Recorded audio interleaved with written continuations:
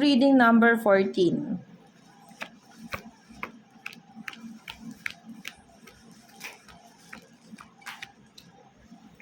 The Fool ang bumunga dito. Wow.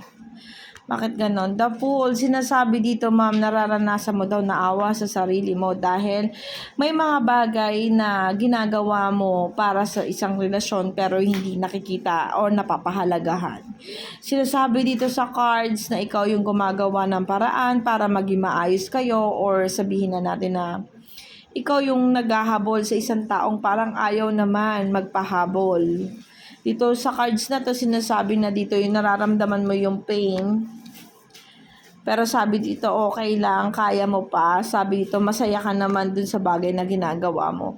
Although nakikita ko dito na minsan gusto mo nang sumuko o naiisipan mo na napapagod ka na, no? Sinasabi dito sa cards na nawawalan ng guidance ni universe at pakiramdam mo na wala na, natapos na, no? Nakikita ko dito, wishes come true ka. Ibig sabihin, itong taong to talagang pinangarap mo at minahal mo talaga. Talagang siya yung gusto mo makasama habang buhay.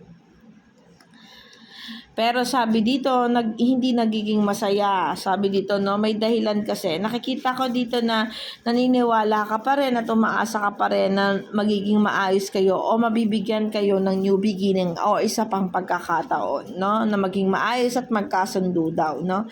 The cards say here, trouble na nakabaliktad. Maaaring umalis itong taong to, or sabihin natin may mga bagay. Kasi katabi mo ito, ibig sabihin may lumisan sa isa sa inyo or nagkalayo kayo. Sinasabi sa cards na naguguluhan ka, nako-confuse ka, hindi mo alam kung anong uunahin mong gagawin sa dami ng mga binabalak mong gawin or ayusin. Hindi mo alam kung paano mo masosolve yung problema nyo kasi nga malayo siya.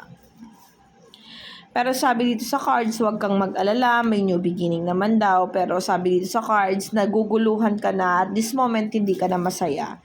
Hindi ka masaya kasi wala kang nakikitang progress, wala kang nakikitang pag-asenso.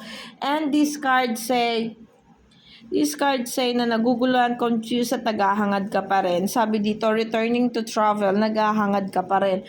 No, bumalik siya, naghahangad ka pa rin na maiayos mo lahat ng problema nyo. Pero yung cards kasi nagre-regret, no? Yung lalaki kasi, hindi mo alam kung aantayin mo pa ba o tutuloy pa ba. Sabi dito sa cards, no, nakikita ko dito yung justice at nandito pa rin siya. Bumubungad pa rin naman siya. No, ibig sabihin, babalik pa itong taong to.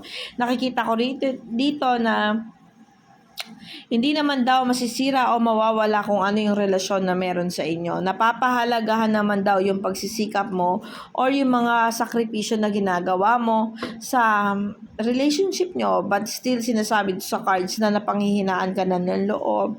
Sinasabi dito kasi nagre-refuse siya maging masaya kayo or mag-reunite kayo. No? Nakikita ko dito na nawawalan ka na ng gana or ng lakas.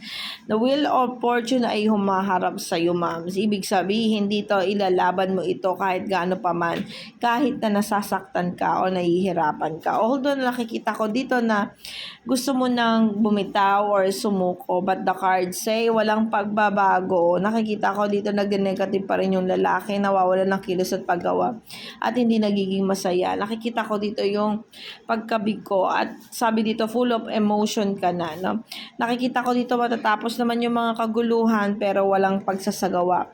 Ibig sabihin, ma'am, babalik siya pero aalis siya ulit, yung gano'n, no? Sinasabi dito sa cards, ma'am, na medyo confused dahil nakikita ko dito na hindi mo makukuha yung pagmamahal na gusto mo para dun sa taong yon. Nakikita ko dito pain or rest, masasaktan ka, may stress ka, marami kang pagdadaanan na pagsubok, nawawala ng guidance ni universe pero sabi dito pilit pa rin ipaglalaban.